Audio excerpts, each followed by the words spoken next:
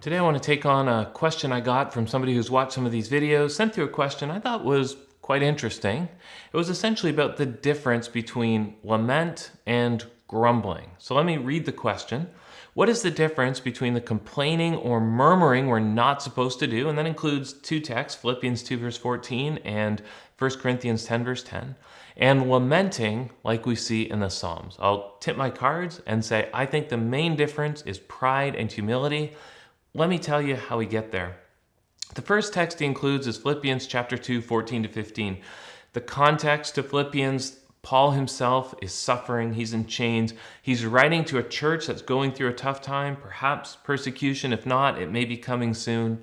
And then in the midst of that kind of outside attack, there's also some inside stuff going on. There's these two women who are duking it out and probably having people join sides with them. So there's this disunity in the church that's coming from within. Church is being attacked from outside, eroded from within. In that context, he has calls for unity in the letter, including this: do all things without grumbling or disputing, that you may be blameless and innocent, children of God without blemish in the midst of a crooked and twisted generation. Seems to me that the grumbling he's talking about right there is not so much against God, as in lament, but it's against other people. So I think what he's warning against there is grumbling, which we might say is people attacking one another behind their backs, and disputing, which is attacking one another face to face, something along those lines. So I don't think this is quite on point to your question then. I think this text more just shows that there will be disunity within the church. And then, of course, we have other passages in Scripture how to deal with that. You deal with disunity, you deal with being sinned against by overlooking an offense, or by following the principles of Matthew 18. So let's look to the second text, 1 Corinthians chapter 10, verses 9 to 10. We read, "We must not put Christ to the test, as some of them did and were destroyed by serpents, nor grumble, as some of them did, and were destroyed by the destroyer."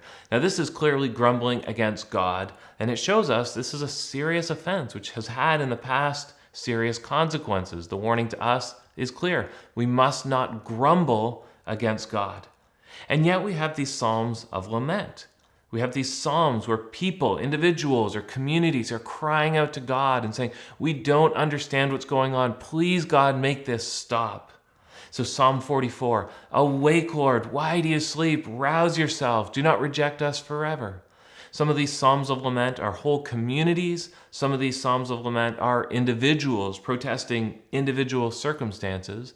But in each one of them, it's people crying out to God and saying, we don't know what's going on. We want you to make it stop. Now, what's the difference between sinful grumbling and sinless lament? Look, these psalms of lament would not be in the Scripture if they were teaching us to do something sinful, right? So we learn there is a way we can lament our circumstances before God. What's the difference?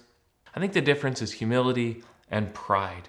The difference, I think, is acknowledging that if we're sinlessly lamenting our circumstances, I think we're crying out to God in a posture of humility. If we're sinfully grumbling against God, we're crying out in a posture of sinful arrogance, right? If we're doing that, we're not acknowledging all we know to be true about God. We're not acknowledging God's kindness, His goodness, His mercy, His love. Ultimately, we're denying His gospel. We're denying, or we're failing to acknowledge that Jesus Christ bled and died for us, that He has saved us, He has redeemed us, He has good purposes for us. We're denying God's providence, that in some way He has arranged the world, He has arranged our lives, He's arranged circumstances in this way so that we are facing this situation. And we're also failing to acknowledge that God is working all things for good, even if we don't like this circumstance, even if we wouldn't have chosen it, even if we're lamenting it. If we're grumbling, we're not acknowledging that God is working even this for our good and His glory.